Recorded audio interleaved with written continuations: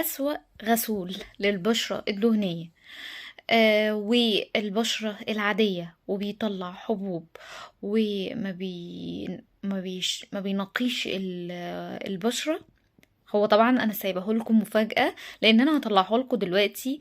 جت في دماغكم طبعا اعتقادات كتير ايه هو الغسول ده، بس انا بالنسبة لي وعن تجربة لفترة طويلة، الغسول ده من هيمالايا، وهو غسول النيم والكركم الرغوي.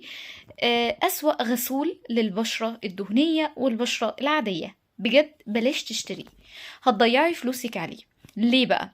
الغسول ده المفروض مكوناته تخليه أفضل غسول للبشرة الدهنية والعادية، لأنه في نيم وفي كركم، وعارفين خصائصهم الفعالة في علاج الالتهابات وعلاج الحبوب. ومش بس كده، ده كمان بتنقي بشرة الوش. لكن الغسول ده من هيمالايا ما عجبنيش نهائي، وبالنسبة لي أسوأ غسول للبشرة الدهنية والعادية.